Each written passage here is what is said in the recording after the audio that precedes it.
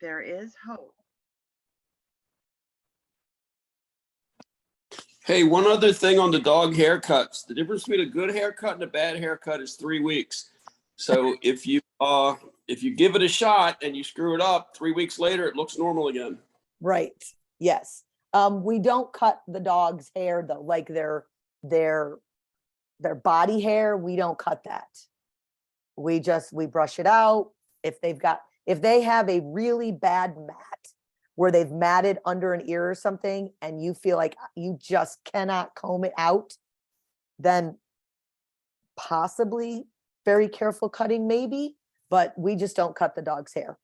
But the Goldens, if you have a Golden, please be sure of matting. Thank you for that, Kenny, because matting is, I have to, especially under the ears and under the legs and in that crotch area, that's where mats for Golden show up. So just be, I'm constantly feeling under there and feeling their ears and brushing and just making sure, because mats are uncomfortable for our dogs, especially if we let them go undone. So a Mars King coat. Huh? The Mars King coat. That works great. The Mars King. Oh, it's a type of brush, I assume. Yes, that's the one Okay. that Janet recommended that one to me with my dog, because he was Hawkeye is a very hairy golden retriever. He's a wildebeest one. He's like the hairiest golden retriever you ever seen in your life. I think we have a few of those, but yeah. So whatever. No, I haven't seen for any you. since him. I haven't seen any since him. Like all the new ones, all the other ones, those have not been as hairy as him. But yeah, she told me a Mars King coat. That's the Okay. best thing. It's a hook and it has razors, and it actually will just take the knots out and not mess up their beautiful groom. Good. Yeah. But that's the one. That's the one Janet recommended me back in the day. So I don't know. Okay. I don't know if you want to type the name of that in the chat, that for anybody who hasn't got a brush. I don't know. I'm looking to try to see how many people might be new. I think everybody on here has had a dog, or I think so. Yeah, I was hoping we'd have a couple of newer people on, but I don't see them. If you are working on your first, second, or third puppy, wave or shout out in the chat. If this is your first, second, or third puppy, okay. If you've had 5 or more puppies,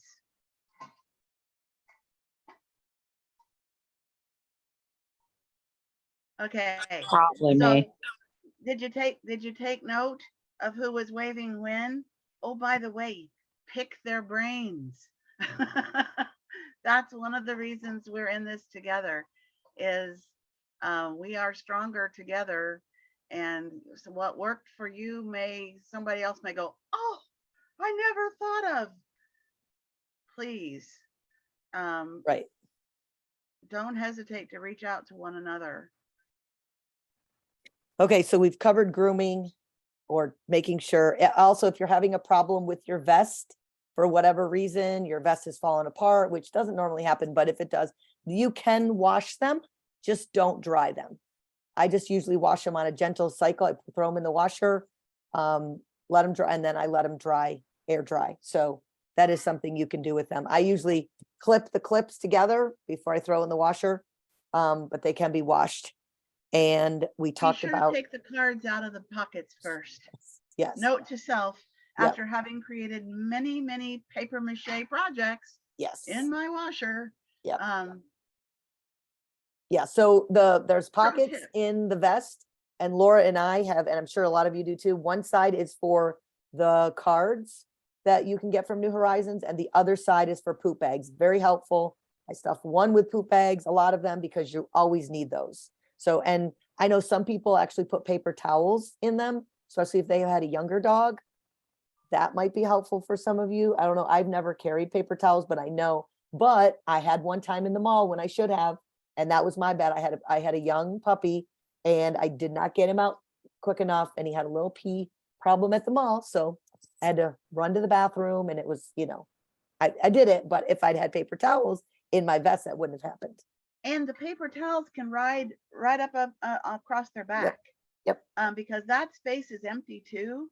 And so you can just fold paper towels, slide them up there, and then you still have your poo bags and your cards in the pocket parts. Yes. Just there you go. Do you want me to talk treats Yep. as the training thing, one of the things? Yes. We've still got folks coming in, which is Yes, we do. great. Yay. We also have I think Laura has a question. Thank you. Laura I was Albert. trying to, Yeah, I was trying to let them finish. I wasn't trying to interrupt. yeah, let's go.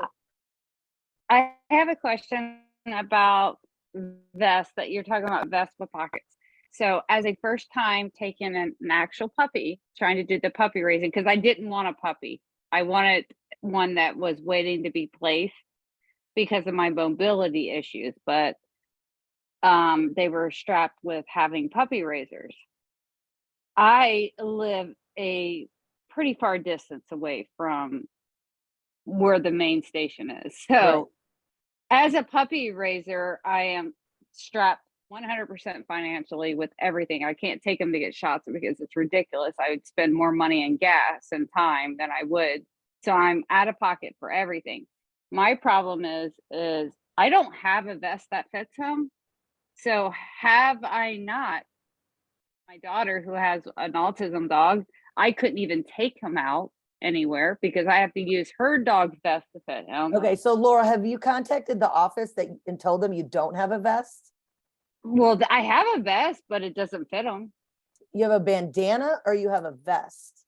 A bandana. Okay, That so hasn't fit him like since the first month he's been here. Okay, so you need a vest. And a larger collar. But the problem is they so when I called Caitlin's like, well, yeah, come on in and get it. Do you realize that's a 2-hour drive and a 2-hour back for me? No, she should send that to you. We'll handle that. You need a vest and a medium collar. How big is that dog? Where are you located? Zephyr Hills. Where? Pasco County. How old is the dog and how much does he weigh? He weighs 70 pounds. He was born in March 22nd. Okay, so he's 8 months. Okay. Yes. 8 months old, 70 pounds. 70 pounds. Oh, and okay. Yeah, he's a big boy. He's got Okay. gorilla arms. He is absolutely beautiful. Okay. And super smart. Good. Okay. Awesome. We'll get it taken care of. Yeah, we know some of your raisers are distance and some of you, we know if you can help somebody else out, great. I know we do that a lot in the So I think that's the main issue is the Ultima. fact that people feel like I know for the first time doing it, like I wanted to do it and help out, but when you're so far away from the base station, you're isolated. And you're out of pocket for everything because you can't get there. And only the people in that area, that's where you get the main raisers, are the people in that area. But the people that are so far out that want to help and maybe aren't, as financially endowed as other people, it makes it a little bit more stressful because you're investing a lot of time and you have no outlet either because you have like, oh wow, what do I do? There's no I felt like there was I honestly felt like I was kind of thrown out there a little. Okay. Like, So I do, and I'm saying it might be a me problem, not anybody else. It might be my fault that maybe I didn't understand things. could be. Yeah. I'm not blaming anybody. I'm just saying it was a lot. We've got folks that are outliers, and we've really worked I wish that was available for everybody. Like, I don't know anybody who's around me that might be a pup. Where's the program that shows me like somebody that's around me that could help me? There's nothing. You understand what I'm saying? Like, I felt like if there was a support system. Right. That's why the newsletter is extremely helpful because there's a ton of There's a lot on it though. in the news. There is, but she's so right. You read a little section every day. The newsletter is great, but it's true. Like I kind of think there's somebody near me in Melbourne, but I'm not really sure. And like maybe on these even these Zooms, we could say where we're from, Yeah, go because ahead, then we could please. find out. In you the know, chat, who's- put where you're from. Absolutely. Yeah. Or change your dog name real fast, because I've taken attendance to where you're located. That's fine. Yeah, that's always helpful. I mean, I know we have a lot of support in the Central Florida area. So, you know, when you take a dog and you're out of area, so I know Laura and I work really hard at getting, like, making phone calls and touching base with people who are not in that area, but sometimes we don't get updated lists. And so if people are new and I don't have an updated list, I can't, you know, it's hard. It makes it hard. So we're doing what we can. But now, Laura, you know, you've been in touch with Laura. You know, once I reached out to a puppy raiser, and maybe it's for the And first Laura, time. Laura. Yeah. I really try to encourage them. Please, I tell them, please call me or text me anytime. I am more than willing to take phone calls or text messages or Facebook Messenger. And I have people reaching out in all those mediums. And So I put my phone number and my email in the chat. Wendy will do the same, I'm sure. I'm kind of keeping my eye out, because we have the opportunity tonight to have a trainer talk with us if she gets back from SeaWorld in time. And she was pushing, the last I heard, to get here. Alanna came down with a dog from Canada. We're adding a new dog to the breeding line, and she is a certified dog trainer and a wealth of information that she was sharing with us when I was up there yesterday. One of the things that we have talked around and around and around is about when it's appropriate to treat dogs and how to use treats appropriately. And she was working with a dog that she'd never met before. And so the first thing she wanted to do was to gather high value treats, not just the kibble, because I came with, you know, a handful of Fromm. She goes, oh, no, no, no. For this initial thing, I want this dog to think I'm the best thing they've run into in a long time. So she was gathering high value. She said at home, her high value treat to go to is boiled chicken. Pieces of unsalted, unflavored, just boiled chicken. We have talked, as we're in different places with our dogs, with puppies. I've been struggling with the difference between luring and bribing. Which is which? What, you know, bribing is a bad thing. Luring is something you do to shape a behavior. And then how is treating different? And so I've been doing some work, and after talking with Alanna, and I put some links in the chat to some articles that describe the differences really well. With a puppy, you lure to get them in position. You use the treat, they see it, and you put it up above their nose so that they will sit back on their butt, and you say sit. That's a lure. They see the treat, they move into position because the treat moves. You want them to down, and that treat goes down on the floor between their feet. That's luring. As they begin to associate the term and the behavior and what you're wanting, then you start treating, where they don't see the treat ahead of time. You give it to them after they've done the behavior as a reward. And the timing of that is sit, oh, good, yes. And you mark it, yes. And they get the treat with the marker, yes. As they get older, then you start pushing back on the treat, but you don't ever stop the yes, good, that's it.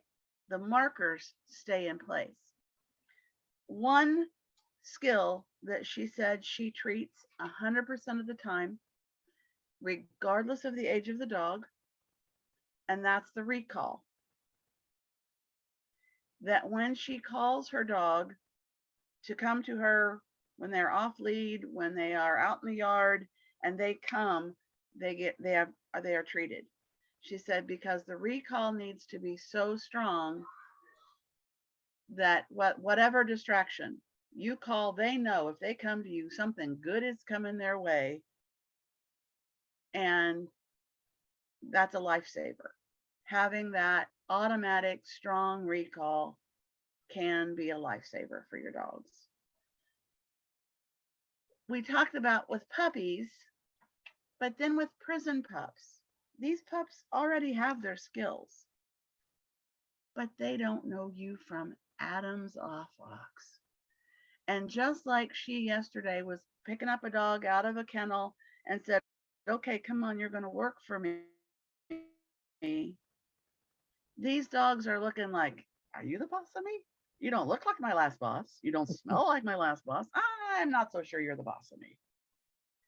So if you break out those high value treats, hey, I may have that other guy didn't have this good stuff. Okay, I'm your fella, you know. Oh, there's Pizazu. Sorry.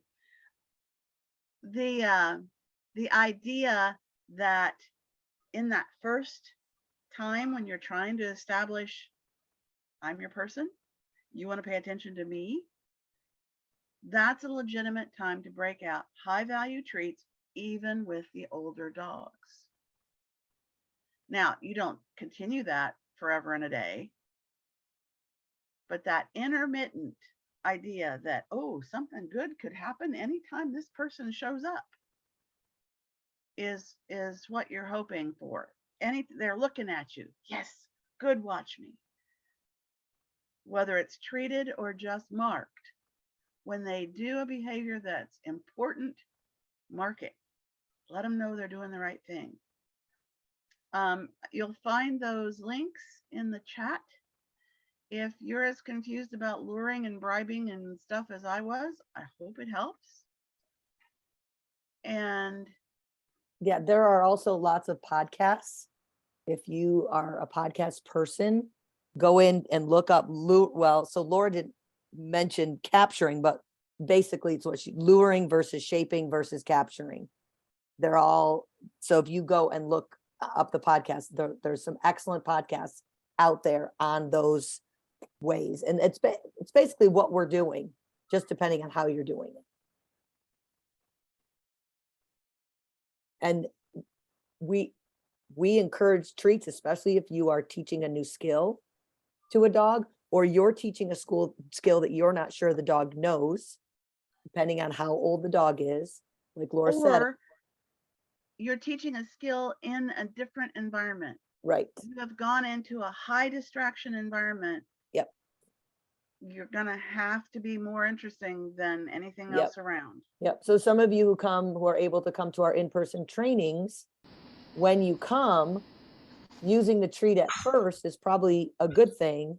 But then as your dog begins to settle, then you're not going to need the treat. So I'm actually going to correct that a little bit, if you don't mind. So when we're training our dogs, when we add our distraction. Hey, wait a minute. Why don't you introduce? I will. Hi everyone. I'm Alanna. I've been down here just helping out a little bit. When we're training our dogs, we call it the 3Ds. You got your distance, your duration, and your distraction. Anytime we add the distraction, so a new environment, you're right. We have to go right back to where we started. Baby steps right to the beginning. You got your high value treats. You know, you're doing your offered your name attention. You're getting their focus on you, and then you're moving on to the, whatever it is you're asking from them. So remember that dogs don't generalize. So we call them backyard wonders, right? We take our dogs into our backyards and we train them, and they are amazing. And then you go out in the front street and you're like, whose dog is this? It's not doing anything that it can do in my backyard. Dogs don't generalize from space to space. Every time you change where you are, you have to start from, the beginning and build up. And again, that's where your high value treats come in. You get offered name attention, baby steps. Okay, say that, Alanna, you say it really quickly, and it took me a little bit. it could be that I'm from the South and we talk a little slower, but when you say offered name attention, Yes. would you describe what you're talking about there? Okay, so offered attention or name attention is anytime. Offered attention is anytime that dog looks at me. They've offered me some attention. I want to reward that. In my house, when I have a new dog and we're starting training, I always have some food around me. That dog looks at me, yes, it gets a treat. What this is doing is teaching this dog that this person is awesome. This is great. I need to pay attention to her, right? So we want to build that bond. And then what I work next is name attention, right? When I say their name, they need to look at me. How many of you guys have gone out with these dogs and gotten in an area when you say their name, it's like they don't even know their name. They are like, doo, doo, doo, doo, doo.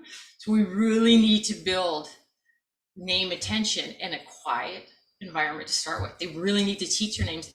And then you're going to add your distractions, but you're going to add them gradually. You're not going to take this dog that now knows his name out down the street with cars and people and all these noises and expect him to know the name thing. No, you want to add your distraction slowly. And this is where you enlist your friends. You're like, can you come over and bounce a ball? Can you come over and do dance? So you can work on these things. You're building up your distractions one by one.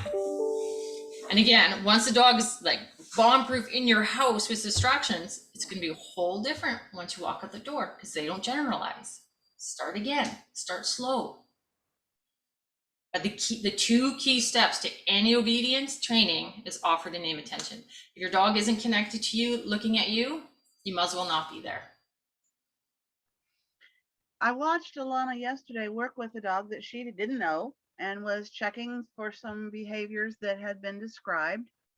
And one of the things that I watched was, so long as the dog was comfortable and was offering her attention and taking the treats, she would then take the training to the next step, a little closer, a little more challenging. But she was paying attention to when the dog stopped offering her attention or stopped taking the treat. And even the hardness of the mouth. So as I was giving treats, if all of a sudden he was getting really mouthy, really teethy on my hand, I knew we were getting to threshold. I knew that we're pushing him too far. So once a dog has stopped taking treats, you're over threshold. And what I mean by threshold is they're learning threshold. When we get to a point where your dog won't take treats, they've actually switched kind of their brains. They've gone from the thinking side of their brain to the limbic side of their brain. And they cannot learn, they cannot think. Their body is in what we call fight or flight. They're not being bad, they're not misbehaving, they're just reacting. So what we have to do is we have to keep them under that so they can learn. And that goes with anything, even teaching a sit on a street. If it is so distracting that your dog's not taking treats, get out of there. Build up slowly to where your dog is gently taking treats again.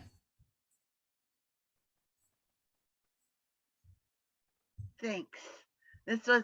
That was really, really helpful to me yesterday to watch the use of and the importance of the markers, that we reinforce what they're doing when they're doing it. Laura, you have a question?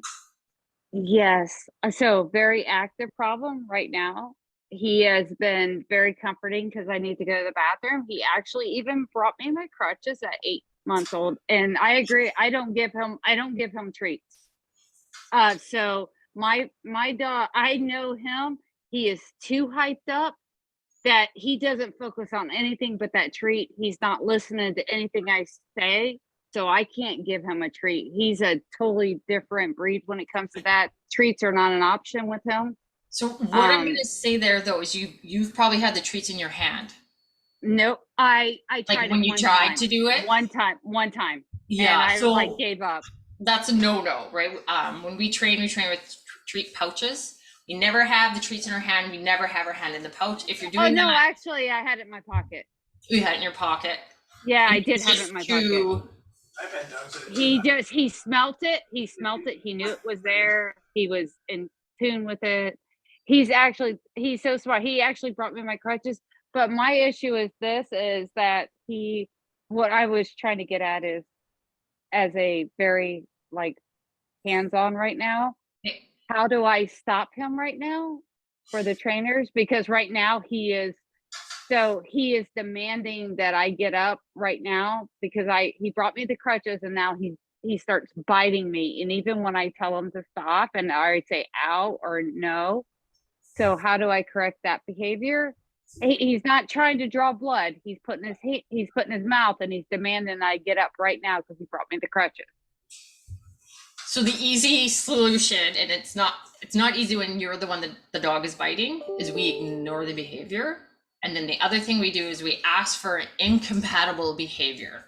So this is where you use your, he can't be biting you and harassing you if he's in a down, or if he's in a touch, or if he's doing something else. So number one is ignore it. Anytime you're like, you put your hand or you push them off, you just rewarded them. Dogs are just simple creatures. They learn by two things. It's classical and operant conditioning, and they do what works for them. So you're saying don't push him away from me when he's got his mouth on because me? You just rewarded him. He finds that rewarding. Yeah, I worked with this pit bull and I was like head to toe marks. This dog would go at me full on mouthing, but you know how pit bulls mouth, like my arms were, and all you could do was just stand there and they can bite hard, but I just had to stand there. And every time I did this, repeated this, the behavior quit. If I squeaked or moved, he was like, oh yeah, got her, let's go again. So any unwanted behavior, the best thing to do is ignore it and then ask for an incompatible behavior. So when he was going at me, I would go sit. And when he gave me the sit, he's no longer mouthing because he's focused on something else. But I had to work at that sit in distracted areas and have connection with him, or that wouldn't have worked. So Laura, when you're working with this dog, because it doesn't take treats, it obviously responds to praise. Is he giving you the eye contact? Oh yes. Awesome. 100%. Awesome. He looks me in the eyes 100%. He actually gets lost if I don't look at him. Okay. That's where we lose. Like when I tell him to sit and stay. Yeah. If I don't keep eye contact, he's like, he starts to go for the food bowl or go get the food bowl to bring it to me. So I have to stop him. I say, mm-mm. Yeah. And I won't look at him when I say no, because I don't want him to think that the eye contact's the only thing that locks us together.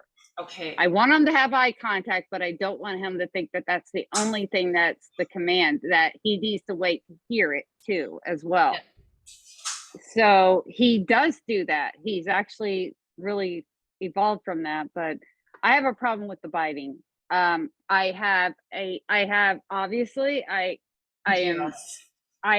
have sensitivity issues on my left side. So when he even puts his mouth on it, like if somebody touches it, feels like somebody's sticking knives in my arm on my left side.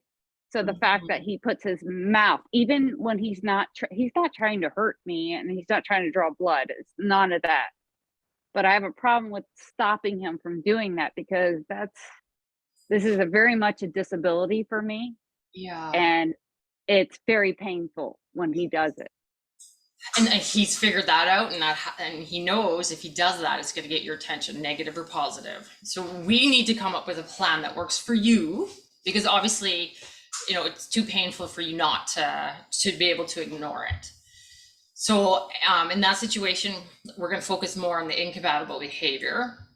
I would teach him possibly a touch or go get. So if you have toys or whatever you use, teach him that go get it command. Get his attention elsewhere, so he's not doing that to you. If you can't, just ignore that behavior. While he's actively biting me, I tell him to go get a toy. Yep. And then and have him sit. Have him bring it to you, have him sit. And what you want to do is you want to make, when you take the toy away from him or give him your attention, you want to make that duration longer and longer and longer. But you have to do it because slowly. this has also been a thing since time change. So I normally feed them at 5 o'clock, but 4 o'clock in the morning, he starts on me. And if I'm not awake, he will literally find me and jump on the bed and wake me up. So I would get up, walk him out the room, shut that door, and go back to bed. I have actually done that a couple So times, this but is the thing. it hasn't deterred him. Laura So is not, whoa. Laura is not crating the dog.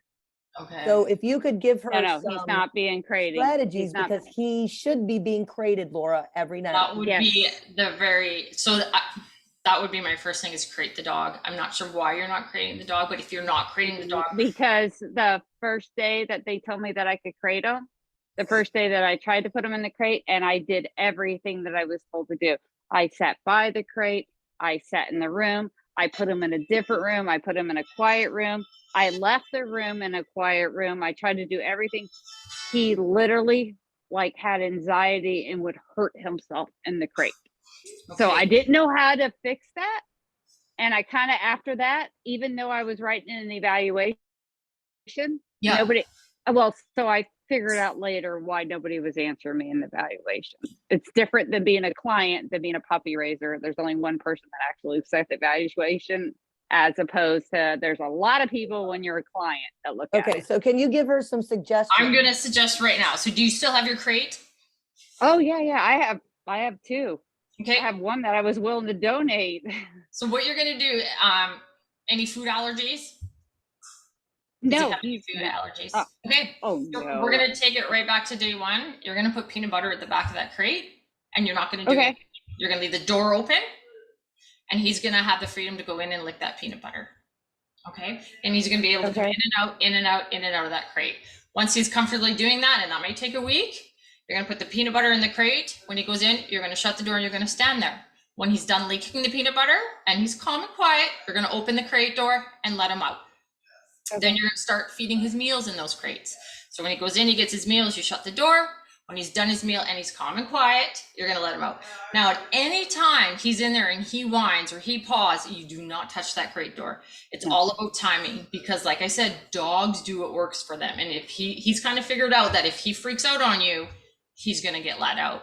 So if he's in there and he's freaking out, it's hard as you can, but you're going to stand your ground. The second he's quiet, you're going to let him out. Dogs learn through association. Okay. So, and that's where it takes timing and patience. But hopefully if you do this gradually and slowly enough, he won't do that. Right.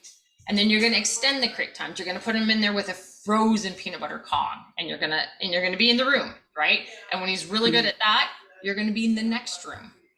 And we're going to do it slowly, because he's got this negative association to this crate now. We have to reprogram his mind around it. And it's going to take time. But I'll start that. I actually will start that tomorrow. That's a great idea. I will try that. Actually, I'm not going to put it in the main room where everybody's at. I'm going to put it in the side room where it's quieter. Actually, when you're first starting, so I sit there. No, I sit there. As long as no, there's not a lot of distraction. I just meant that it's just me, and I'm sitting there. I'm going to start with the small where the door's open. Yeah. That's a great idea. No, that's great, because it was very brutal. Yeah. Like even day one, he started like hitting the cage and like actually drew blood. And I was like, oh my goodness. I mean, I can't, this is not my dog. But I wonder if he did that. He can't get hurt. I wonder if he's done that in the past and it worked. Like, animals are smart. He came straight. Well, he came straight from the. got him no, at he 8 came weeks. straight. At 8 weeks. Yeah. Okay. Yeah, he came straight from their cages. He was with his brothers and sisters. I brought him back, and he was a nervous wreck. And okay. They told me to crate him on the first day at night, and I tried, and it went into a horrifying mess. And I don't mind if a dog cries; that doesn't bother me. Yeah, I actually could sleep through that. Actually, you know, I mean, I've had children, so yeah, we've all had the loud infant at one time or another. If you've been a mother or a father, you understand that loud kid, but you can sleep through it. But this was horrifying. I've never seen a dog do that, and it was just, I was like, mm-mm.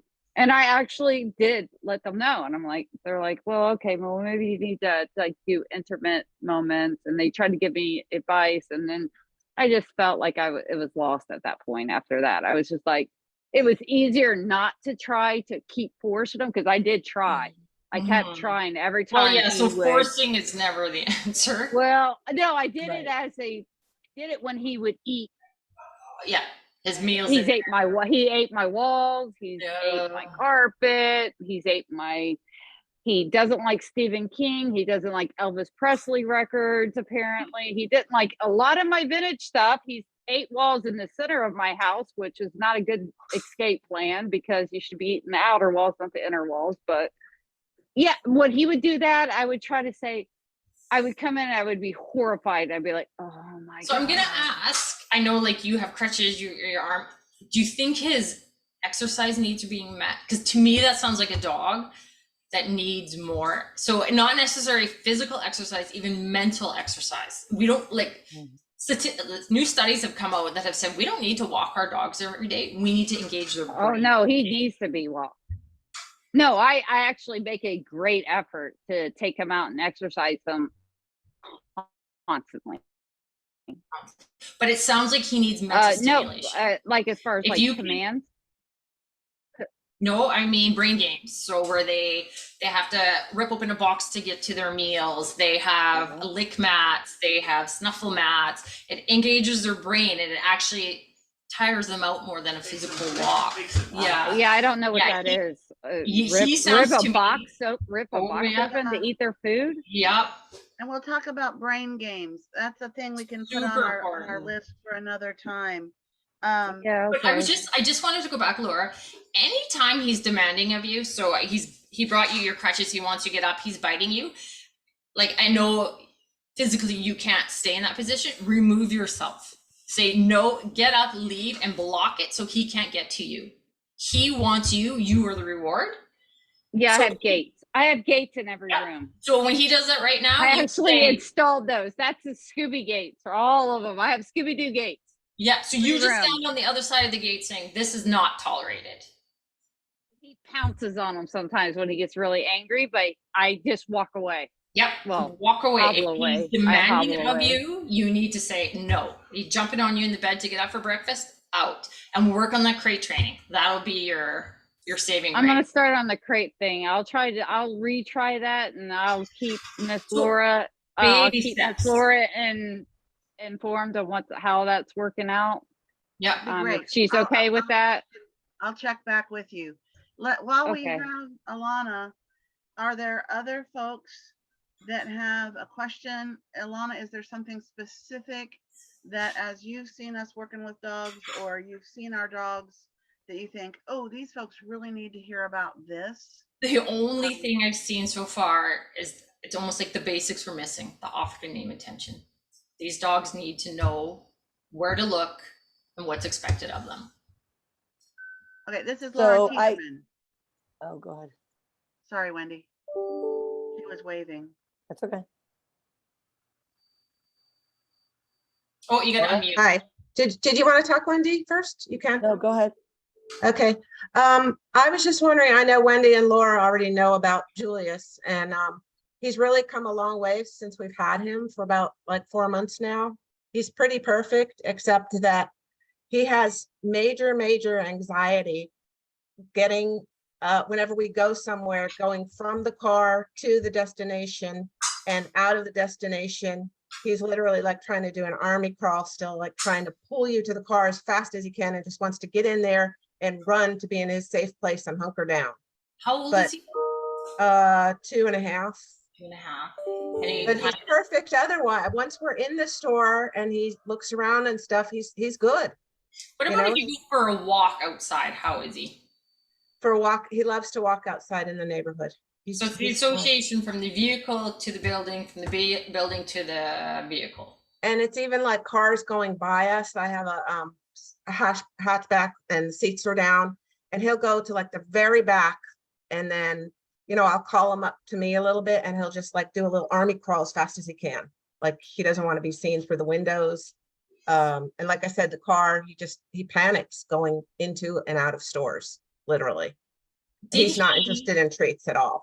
Do you know that- if when he was younger, if he threw up in the car or he had motion sickness? Like, is there a negative association with the vehicle? I wouldn't know that, but I mean, he doesn't, we've been on several road trips and stuff. He doesn't have motion sickness or anything now. Okay. So- And how about getting into the car? Do you have to like drag him in, or he just like, oh, get me out of No, here? I have to be firm and I have to have him sit and tell him to wait until the hatch is open, because otherwise he'll just try to do it the second he can. He can't wait to jump into that car afterwards. So there's something about leaving the car to the building, leaving the building to the car.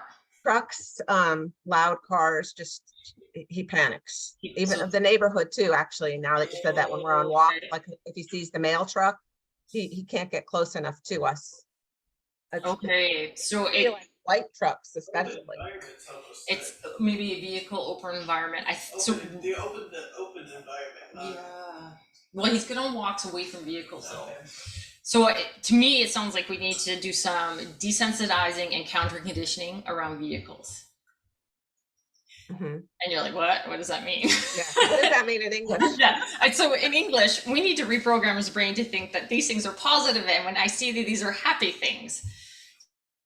So what that means is for now, I would say no more road trips, just for now, because what you're doing is every time he does this, you're reinforcing the behavior. What they're allowed to practice and continue is being reinforced in their brain. And we don't want this behavior, so we need to stop this, okay?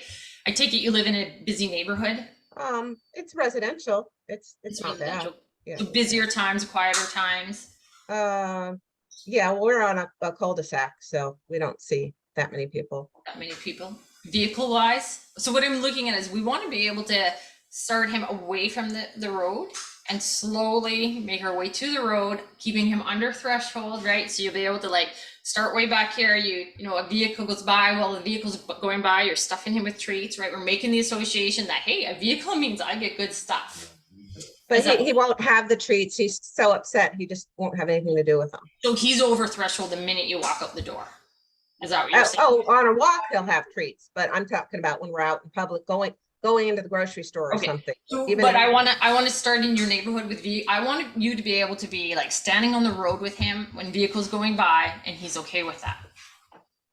So we have to start in the neighborhood and at a distance. Will he take Stay treats? in the neighborhood though. He's- He's pretty good in the neighborhood. It's just more going out to destination.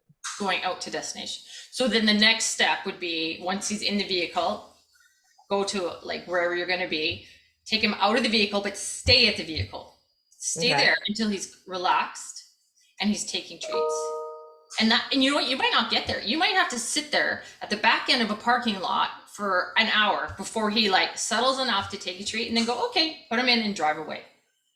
You're gonna have to do baby steps to get him back confident. So for some reason, something happened between the vehicle and a store and the store and a vehicle, and it might have just been, you know, too much for him at one point. And now in his mind, because our minds are programmed to remember the negative because it's life-saving, right? Like we need to know what the bad things are. We don't really remember the positives. That's why we say for every, you know, negative experience a dog has, it takes 100 good experiences. With puppies, it's a bit shorter to the age of 5 months. And then after 5 months, it's even longer. Yep. So you need to counter condition his stimulus to that environment. So it might mean Right. parking at the far end of the parking lot and just opening the vehicle door and let him look and just sit there with him, breathe with him, relax with him, you know, offer the few treats. If he's not taking treats, we know we're over threshold. Depending on how, yeah, how far away are like this, I would actually like to assess this dog because this might be a dog that needs an anti-anxiety. I use anti-anxiety meds a lot with dogs because you can't learn if you can't think.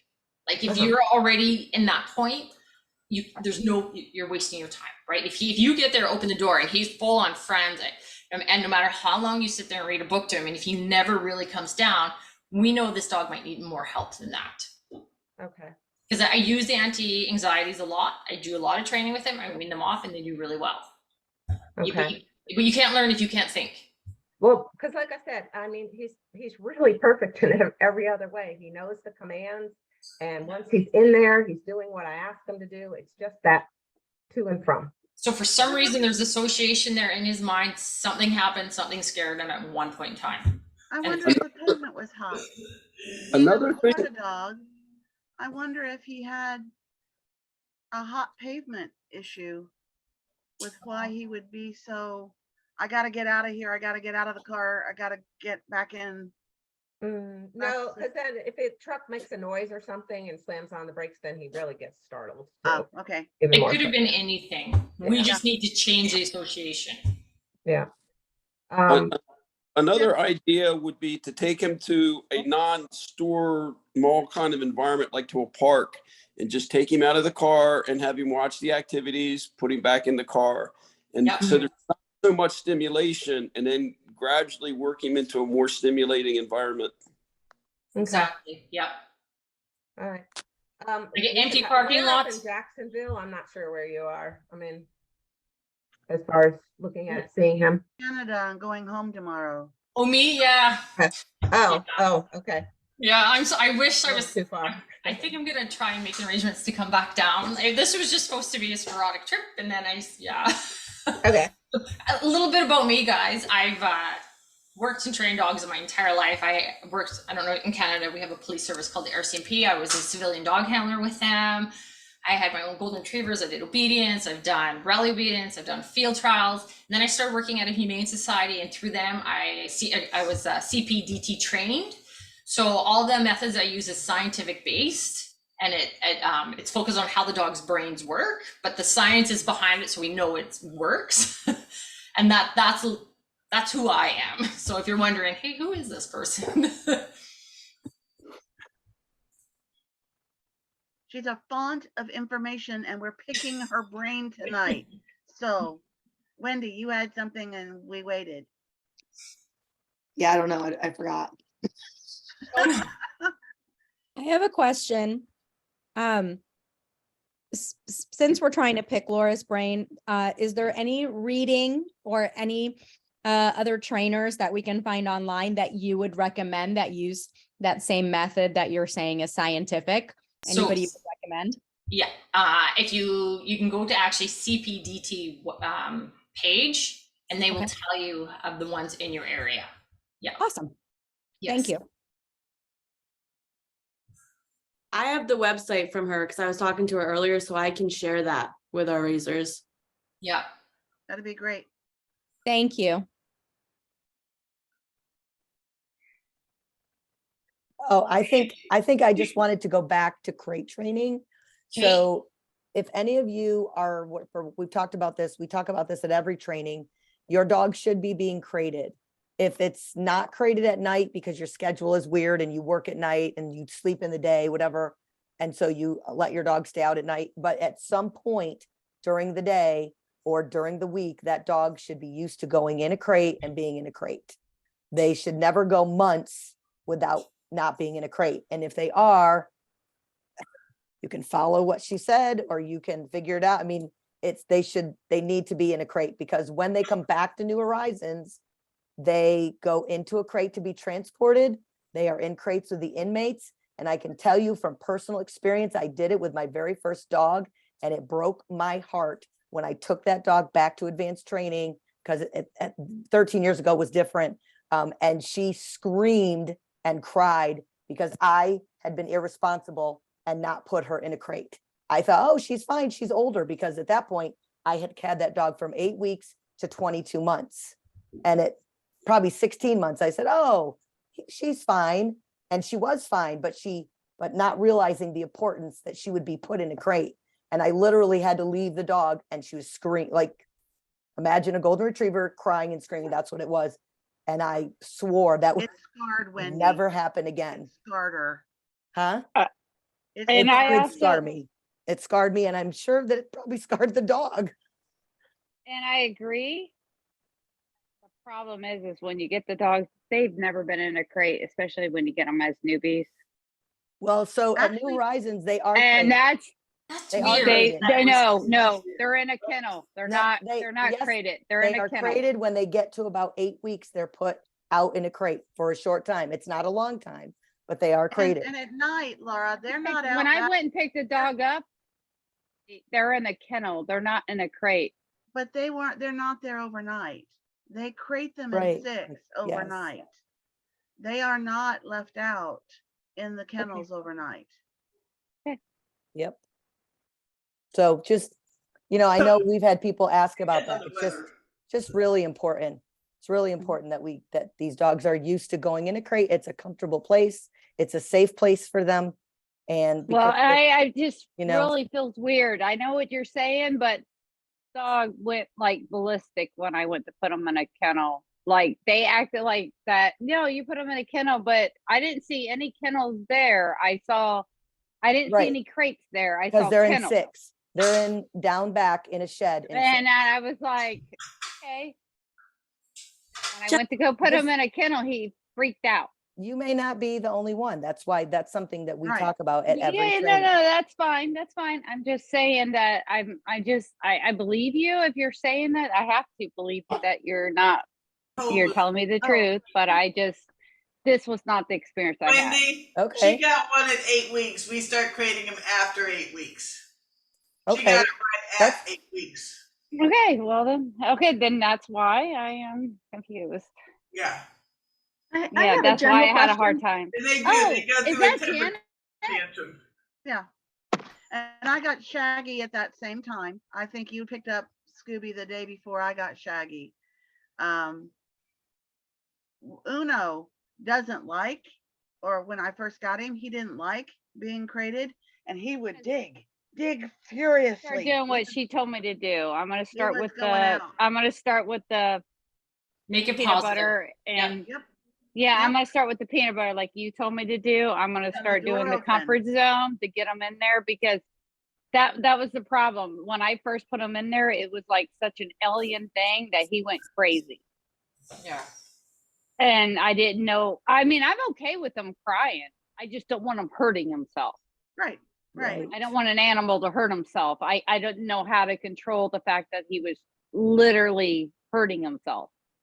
Okay, we're at 8 o'clock. Is there anybody else that needs to pick a brain a little bit or anything for the Cheryl Williams. I had a general question. I'm not sure that the trainer from Canada can answer it, but maybe the last couple dogs I got, and you said, Wendy, that the dogs are being trained in the prison to use their nose to open up the doors.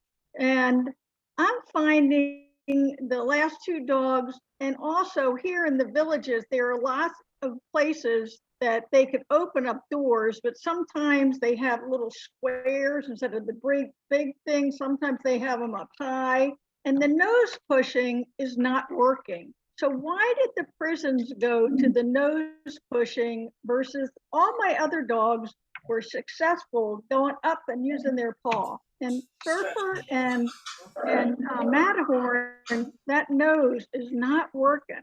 I mean, they don't have that thing. I can actually answer that one. It's because of the damage they do with their paws.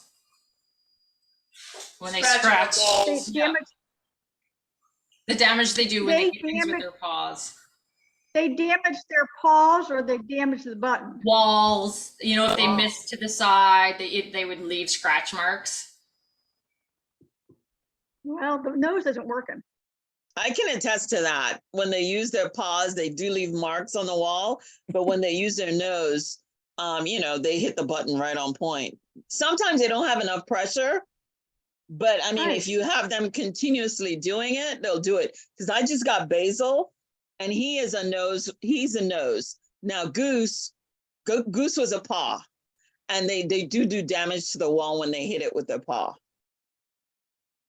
Damage to what wall though? I mean, the buttons are usually outside of buildings, and then it's just not buttons that they do. Light switches. So I don't. You're talking about the light switches. They can use their noses. I'm talking about the buttons to open up the doors. Those are big, and neither one of my dogs have been able to hit it enough with their noses. If they miss it, they do scratch the walls next to it. Cheryl, we've also had dogs learn to do the elevator buttons. We've had somebody that couldn't lift their arms, and we taught them to do different buttons, specific buttons on an elevator. So they have to use their nose to get at some of those smaller items. So I guess the question would be, could push be used with their nose and their paw? Well, they should be able to have enough oomph with their nose. I was going to- to say push harder command, where you teach them to push into things. Okay. These, Yeah. some of the buttons around here to open these big double doors are hard to push. They are. And they're very unsuccessful. And that maybe should be addressed with the buildings that, you know, if they're that hard, you know, that's somebody with a disability can't do it. I mean, we have a lot of clients that are that fragile and that weak that couldn't push that hard. Yeah, well, you know, these are a bunch of seniors that usually have a companion with them, you know. So you know, but they're not set up for dogs. The dogs are not successful with their nose. But I'll try to say push harder. Well, it's a command you can teach, right? You touch, push, right? Yes. So do they push with their nose, like cupboards and that kind of thing, and doors at home? Surfer was perfect at all that, except he would go up to it and he would just put his nose, never hard enough. He wouldn't push hard enough.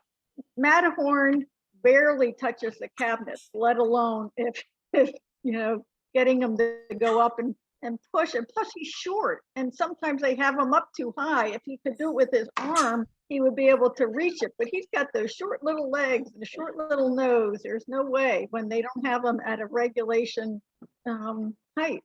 So as a result, he just sits there and looks at me like, oh, are you kidding me? That one is too high and will be too hard. Won't even try. So. Okay. Well, that's a keep at it, Cheryl. Yeah, push harder. I will. Push harder. Push harder. Push harder. Yeah, just push it off. Try. Okay. Thank you. So I'm going to try that command with my next one. Yeah. Before we go, I'm going to show you a quick video, and I'm partially showing it to you because we have been successful with videos, just in getting the idea of what the command is and how it should be, what it should look like. So I'll show what I did yesterday, I don't know, in the last few days that I've had wasabi, and then yeah, you can critique it. Hold on. I can't show it on the screen because it's not, it won't allow me to send it to myself. So let's see. Wait a minute. Okay. All right, here we go. Let's see. I'm going to do, can you see it? Yes? Yep. Okay. Yes. Ish. Ish. All right, let's see. Here we go. Having some issues with Wasabi not waiting at the door. He's anxious to go out because that's where we go out and play in the front yard. And so I've been working other places. He'll wait pretty well, but the front door seems to be the place he wants to head out. I'm at my daughter's house. And so this is kind of something new for him. Well, and he's new to me. So Wasabi, over here, turn, sit, wait. So I would start the dog way back first. And I've practiced a couple times with him already, but I'm gonna go ahead, back, sit, wait. It might need to be firm, a gentle wait, something doesn't work, wait.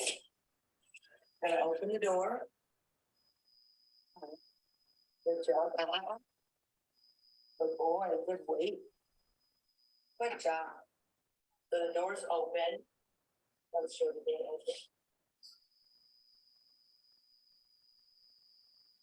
Good boy. And then I'm going to come back in. I'm going to treat him, and I'm going to close the door. Good job, buddy. Yeah, good boy. Good job. Sit. Wasabi, yes. Sit. Yes. Wait. I'm going to open the door again. I heard that, Janet. Good boy. What about a leash? Yep. This is a safety net. Good job. What a good boy. And then again, I'll come in. This time I'm not going to treat him. I'm just going to praise him. Good boy. Yeah. Boy. Good job. Yeah, good boy. Okay, Wasabi, sit. Yeah. Sit. He's all done. So they know. Now he's a little closer to the door this time. Yeah, Wait. yeah. Okay. So you get the idea. So Can I, sorry, you're Yes, gonna hate me for please. critiquing this. yes, please do. This is actually one instance where you don't need a treat. We call it real life rewards. So we actually use him being able to go out and go for a walk as a reward. So you put him in the sit, you went to the door, you would have a leash on him, you go back, you pick your leash up and you go out and you go on your walk. It's called a real life reward. So you don't technically need the treat there. But the one thing I did see is on the second one, you went back and you started like, oh, you're a good boy, blah, blah, blah. But there was no release command. How did he know he was done? Right. So we want to make sure we're clear what we're asking, right? Yep. So all done or release or whatever you guys use. Release. So yeah, so even like, you have him sit there, you go open the door, you come back to pick up the leash. It's not till you give your cue, he gets to go through. Yeah. So this was real life rewards. Yes. So he does get those like where the real life- reward is getting to do what they want. Yes. But yeah. So I was more working on him because the door, there's so many people right now in the house. Yeah. The door gets open, there's 3 dogs. And he was one of the ones. Why would you have a leash on the dog? He wasn't bolting. He was not bolting out the door. I just wanted him to understand he's got to wait. And I think if you're just starting this, if you go back to 3Ds, you added a lot of distance there for that distractible event. So I would, if I was training that, I would start at the door and it would be my hand gets on the handle and I go to open the door. If he gets up, close the door. Ask for my sit again. Right. Okay.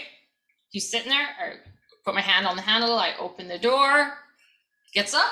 I'm going to close the door again. And we're going to keep doing that till I can open the door, grab the leash, give the release command, and we go through. But I think, Wendy, you were working on that. He doesn't go through the door every time the door is opening. Right. Yes. More, yes. That's what she was working on versus not taking him for a walk. Right. Just an Because open he gets, door. believe me, he gets plenty of walks. Yeah. It's more about, he sees, and part of the reason he wants to go out the door is there's a ball outside the door and he knows it. He knows there's a ball sitting to the side. So in that situation, yeah, that works too. But also, like, I don't know if it was as clear to him, right? Because I think he thought maybe he got to go. You might be better off to start with an open door and bring him into the room and see what he does around the door. And if he tries to go out the door, have your leash ready, stop him. So he knows he doesn't get to go out unless he goes out with you. I think what she was doing though was good too, was opening the door and making sure that he's following. He didn't dart out. Yeah, dart out. Yeah. Yeah, I don't want him to be a darter.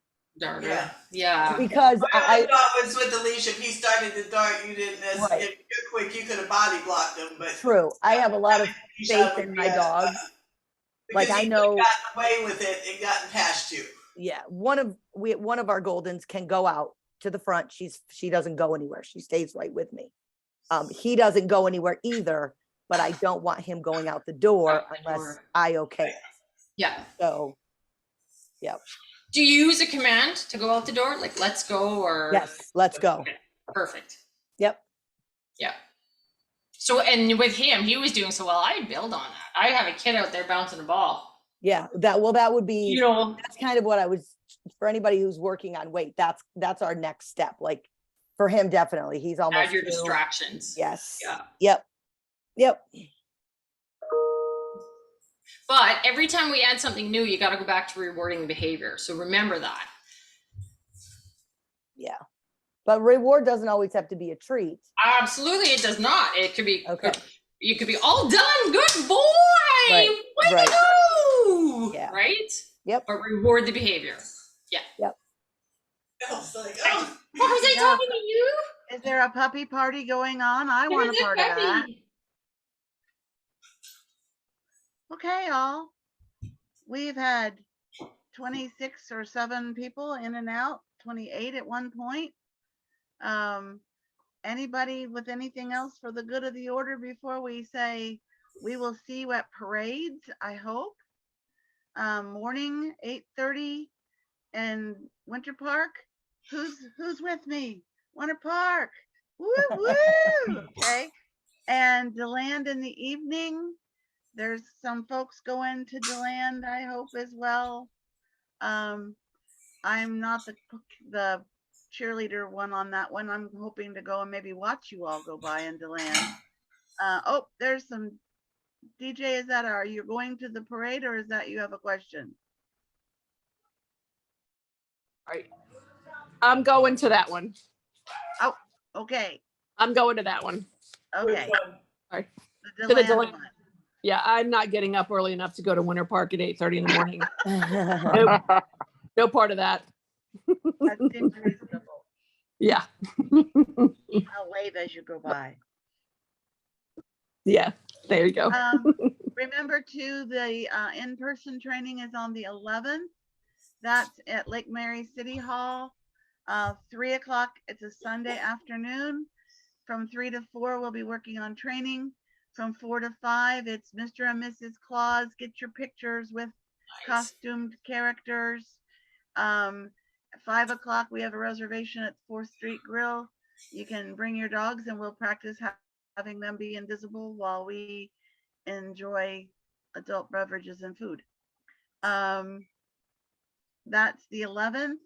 And then we'll be back again for a Q&A later in the month. And if I had my calendar in front of me, I could tell you when that one was. There is a December newsletter. It's short. It's basically the calendar because the newsletter person has had a really busy last 3 weeks. So, oh, by the way, there will be one, but it's the abbreviated version. It's the Reader's Digest condensed version of a newsletter, but it will have your coming events. So Cheryl, in answer to your question, in January, it'll be Saturday training. in January, it's Saturday, and right now it's scheduled for DeBerry Hall in DeBerry.